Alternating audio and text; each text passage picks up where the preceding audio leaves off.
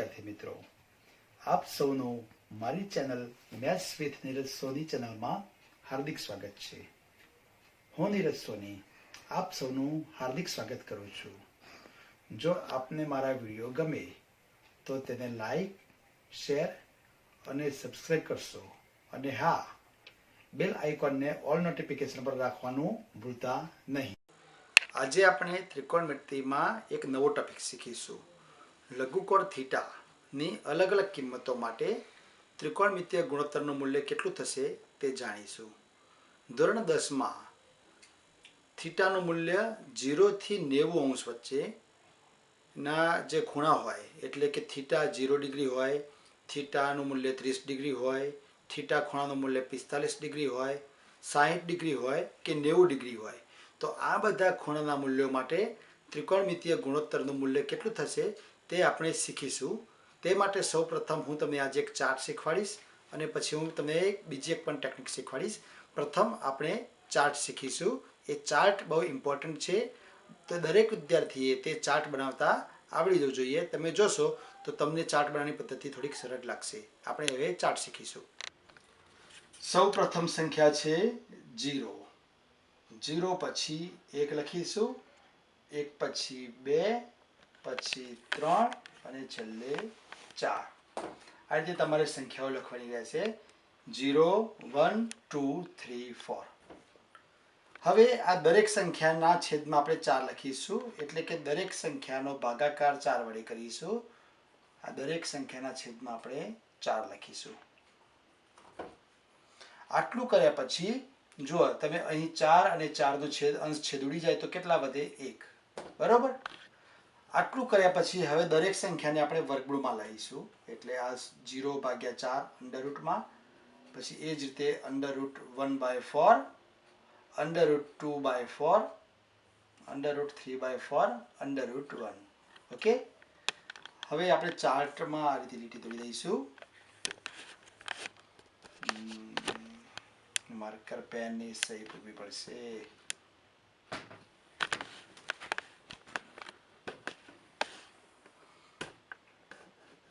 અહીં આપણે ખૂણાનો માપ લખીશું.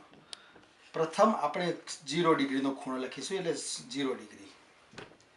ત્યાર પછી 30 અંશના ખૂણાનું મૂલ્ય લખીશું, 30 અંશ.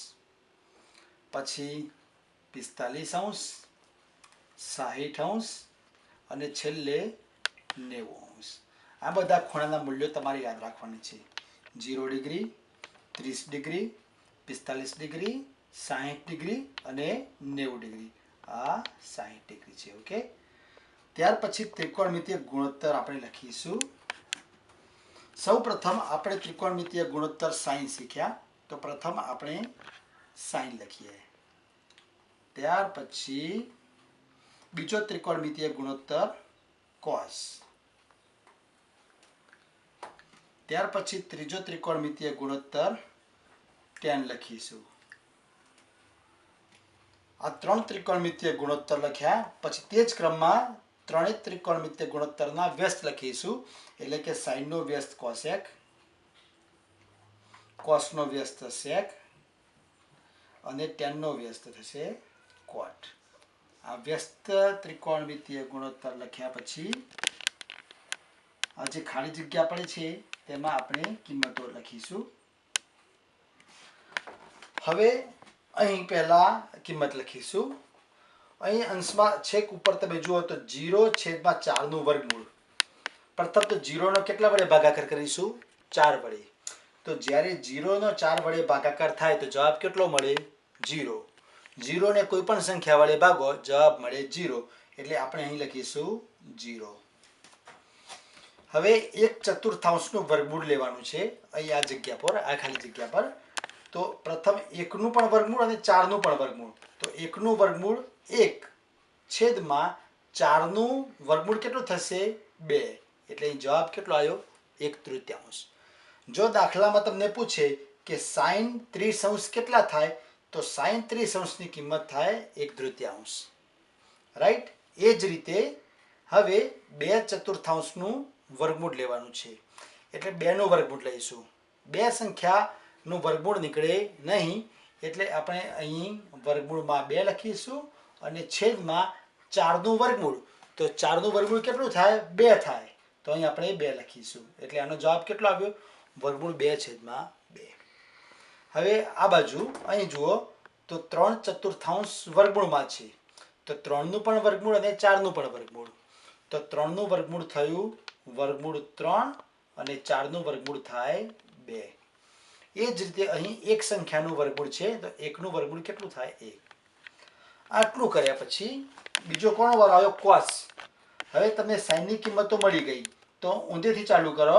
તો આ એક જે છેલ્લા ખાનામાં લખ્યો એ અહીં લખીશું. પહેલા ખાનામાં ઊંધેથી શરૂ કરવાનું છે. પછી કિંમત લખીશું વર્ગમૂળ 3/2. પછી કિંમત લખીશું વર્ગમૂળ 2/2. પછી કિંમત થશે 1/3 અને છેલ્લે કિંમત આવશે 0. રાઈટ? તો આપણને સાઈન અને કોસની કિંમતો મળી ગઈ. હવે tan, ત્રીજી કિંમત છે tan. તો tan એટલે સાઈન અને કોસનો ભાગાકાર. આપણે અગાઉ શીખી ગયા કે tan થીટા બરાબર સાઈન થીટા ભાગ્યા કોસ થીટા.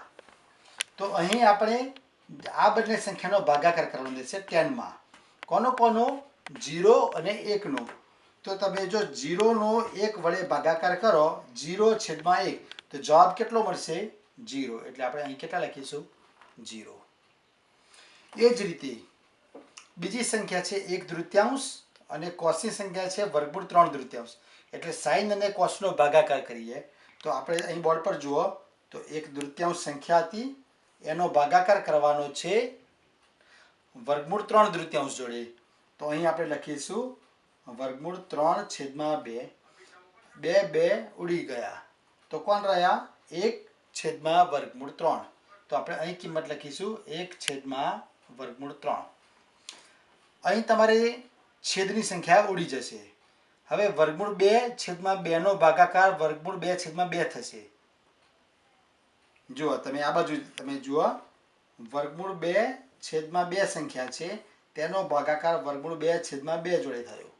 અહીં 2 ઉડી ગયા, વર્ગમૂળ 2 ઉડી ગયો. જવાબ કેટલો મળ્યો? 1. એટલે આ બંનેનો જવાબ કેટલો થશે? 1. એ જ રીતે વર્ગમૂળ 3/3 અને 1/3 એ બંનેનો ભાગાકાર કરી જોઈએ તો જવાબ મળશે વર્ગમૂળ 3. દેખો વર્ગમૂળ 3/3 છેદમાં 1/3. 2 જતા રહે તો વર્ગમૂળ 3 કેટલા રહે? 1. એટલે છેદમાં 1 રહે તો લખવાની જરૂર રહેતી નથી. અંશમાં આવશે વર્ગમૂળ 3. એટલે આનો જવાબ આવ્યો વર્ગમૂળ 3. અને આ બાજુ આ ખાનામાં 1નો ભાગાકાર કોની જોડે કરવાનો? 0. મિત્રો તમે 1/0 તો એટલું યાદ રાખો કે જ્યારે છેદમાં 0 આવે તો તેનો જવાબ મળે નહીં. તે પદ અવ્યાખ્યાયિત થાય. અહીં 1/0 થશે એટલે એનો જવાબ મળશે નહીં એટલે એ થશે અવ્યાખ્યાયિત. તો આપણને આ રીતે tanની કિંમત પણ મળી ગઈ. હવે કોસેકની કિંમત શોધવાની છે. એટલે કોસેક તો તમે સાઈન જુઓ છો તો જે સાઈન કરતો હોય એનો વ્યસ્ત થાય. એટલે કે સાઈનમાં જે અંશમાં હોય એ કોસેકમાં છેદમાં હોય. આ ખાનામાં અહીં સાઈન 0 અંશમાં છે તો અહીં 0 છેદમાં જશે અને જ્યારે છેદમાં 0 થાય તો એનો જવાબ મળે નહીં. તો આ કિંમત કેટલી થવાની? અવ્યાખ્યાયિત. તો અહીં આપણે અવ્યાખ્યાયિત લખ્યું. અહીં તમે જુઓ કોસેક તો સાઈનનો વ્યસ્ત થાય. 1/3 વ્યસ્ત કેટલો થાય? 2/1. એટલે કે 2/1 એટલે 2/1 એટલે કેટલા થયા? 2. એ જ રીતે અહીં તમે જુઓ તો વર્ગમૂળ 2/2 કિંમત છે તેનો વ્યસ્ત કરો તો 2/2 અને અહીં વર્ગમૂળ 3/2 છે તો એનો જવાબ આવ્યો 2/3 અને એક સંખ્યાનો વ્યસ્ત લખવાનો પણ એક સંખ્યાનો વ્યસ્ત એક જ થાય. તો આપણને કોની કિંમત મળી ગઈ? કોસેકની. એટલે સાઈનનો વ્યસ્ત આપણે કોસેક શોધ્યો. હવે તે જ રીતે કોસનો વ્યસ્ત કોણ થશે? સેક. મતલબ કોસની જે કિંમત લખી હતી તેની કિંમતો વ્યસ્ત કરી દેવાની. તો અહીં 1નો વ્યસ્ત લખીશું તો 1નો વ્યસ્ત કેટલો થશે? 1. વર્ગમૂળ 3/3 વ્યસ્ત કરીએ તો કેટલા થશે? 2/3. વર્ગમૂળ 2/2 એનો વ્યસ્ત કરીએ તો અહીં આવશે 2/√2. આગળ જઈએ 1/3 નો વ્યસ્ત 2/1 એટલે કેટલા થયા 2. અને અહીં 0 વ્યસ્ત લખવાનો, પણ 0 વ્યસ્ત કેવો થાય, અંશમાં 0 હતો એ 0 છેદમાં જતો રહે. અને મેં કહ્યું તેમ કે જ્યારે છેદમાં 0 જાય તો એ પદ મળે નહીં, એટલે અવ્યાખ્યાયી. હવે આપણે tanનો વ્યસ્ત થશે cot, એટલે અહીં આપણે tanના વ્યસ્તની કિંમત લખીશું. 0 વ્યસ્ત તમે શીખી ગયા તેમ 0 વ્યસ્ત થાય અવ્યાખ્યાયિત. 1/3 એનો વ્યસ્ત થાય √3/1 એટલે √3. 1 વ્યસ્ત 1. હવે √3 એટલે ખરેખર તો હોય √3/1 હોય, તો એનો વ્યસ્ત કરીએ તો શું થાય 1/√3. આપણે છેદમાં 1 લખતા નથી, પણ √3 વ્યસ્ત લખવાનો હોય તો અહીં છેદમાં 1 તો હોય જ, તો એ 1 અંશમાં જાય એટલે 1/√3.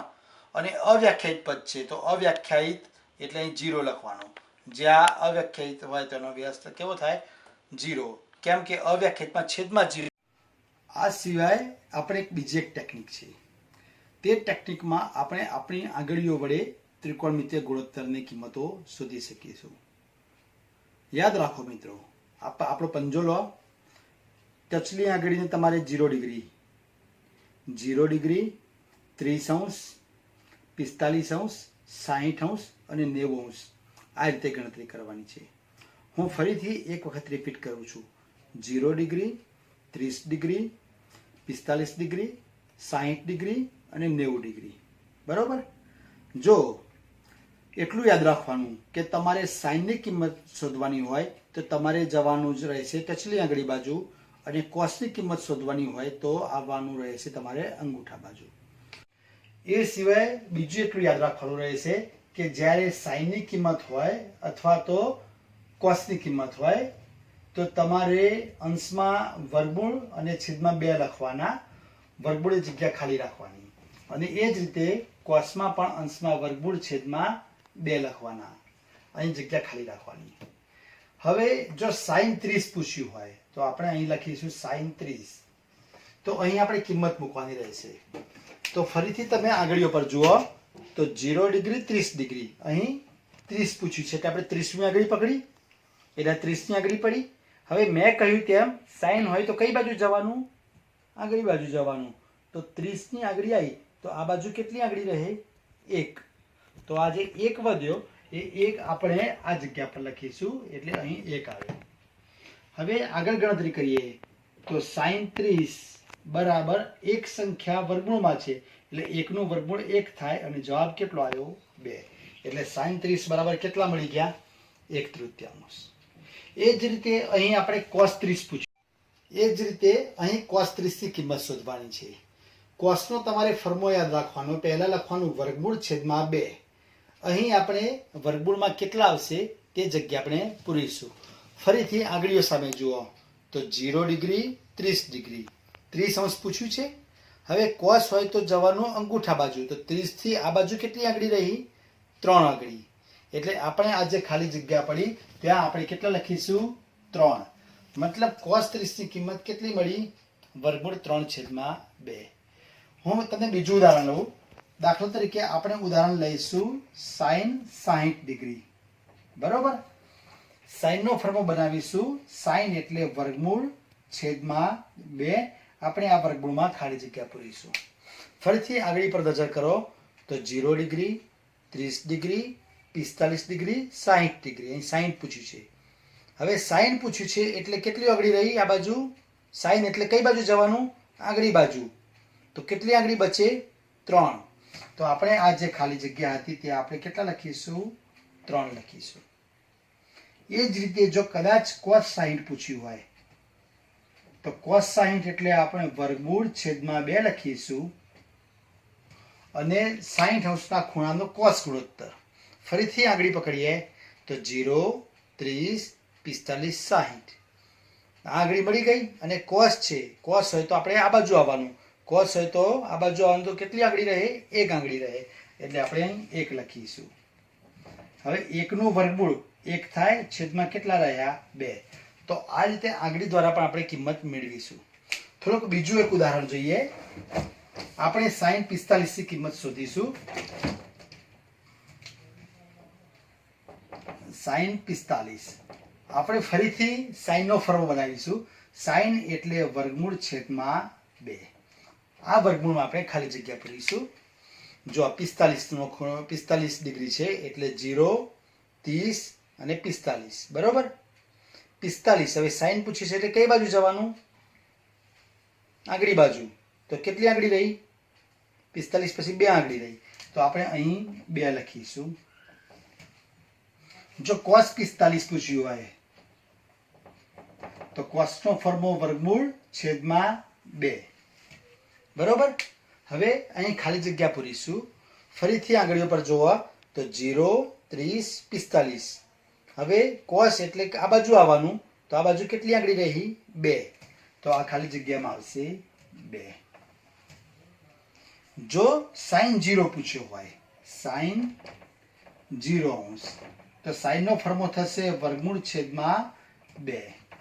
હવે ફરીથી આંગળીઓ પર જુઓ તો 0, 30, 45, 60, 90.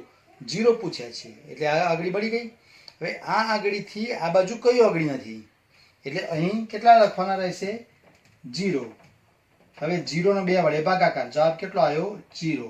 એટલે કે sin 0 ની કિંમત કેટલી મળી? 0. આપણે cos 0 ની કિંમત શીખીશું. cos 0 cos નો ફોર્મો લખ્યો વર્ગમૂળ છેદમાં 2. ફરીથી 0 નો ખૂણો શોધવો છે એટલે પ્રથમ આંગળી આવી, પણ cos છે એટલે આપણે આ બાજુ આવવાનું થશે. હવે આ બાજુ કેટલી આંગળી છે? આ આંગળી 0 ની હતી અને આ બાજુ કેટલી બચી? 4 આંગળી. આ 0 ની જતી રહે તો કેટલી રહી? 4. તો આપણે અહીં લખીશું વર્ગમૂળમાં 4. પણ 4 નું વર્ગમૂળ કેટલું થાય? 2. એટલે 2 છેદમાં લખીશું 2. આ 2 જતા રહ્યા એટલે કેટલા વધ્યા? 1. એટલે cos 0 નો જવાબ કેટલો મળ્યો? 1. તો મિત્રો sin નો ફોર્મો અને cos નો ફોર્મો સેમ જ છે, વર્ગમૂળ ભાગ્યા 2. તમે sin ની કિંમતો મેળવી લો તો એના પરથી વ્યસ્ત કરો તો તમને cosec નો જવાબ પણ મળી જાય. અને તે જ રીતે જો તમને cos ની કિંમતો મળી જાય તો cos નો વ્યસ્ત કરો તો તમને તેનો વ્યસ્ત sec મળી જાય. હવે હું તમને tan અને cot ની કિંમતો શીખવીશ. હવે આપણે sin 90 ની કિંમત મેળવીશું.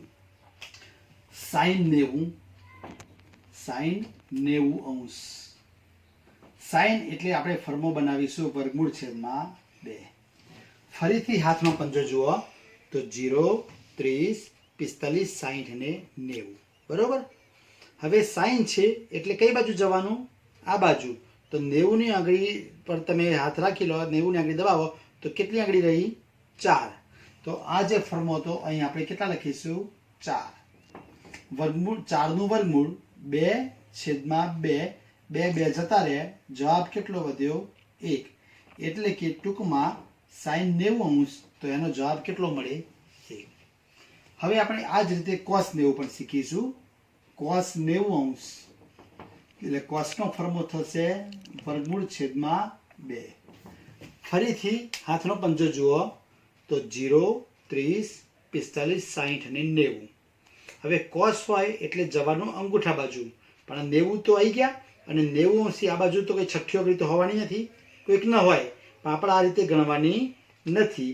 તો 90 અંશથી આ બાજુ કંઈ નથી એટલે અહીં કેટલા લખીશું? 0. અને 0 નું વર્ગમૂળ 0 ભાગ્યા 2 એટલે જવાબ કેટલો થયો? 0. એટલે કે cos 90 એનો જવાબ કેટલો મળી ગયો? 0. તો આ રીતે તમે sin અને cos ની કિંમતો શીખી લીધી. હવે આપણે tan ની કિંમતો શીખીશું. તો મિત્રો tan માં અને cot ની કિંમતમાં થોડો ફેરફાર છે.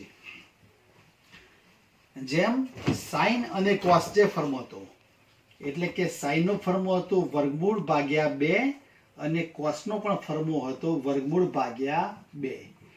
એ જ રીતે જો tan નો જો તમે ફોર્મો જોવા જઈએ તો વર્ગમૂળ છેદમાં વર્ગમૂળ. આ રીતનો ફોર્મો યાદ રાખવાનો. tan નો ફોર્મો છે વર્ગમૂળ ભાગ્યા વર્ગમૂળ. અહીં આપણે ખાલી જગ્યા પૂરીશું. હવે tan ની બીજી એક વ્યાખ્યા પણ હતી sin અને cos માં, એટલે કે સાઈન છેદમાં કોસ.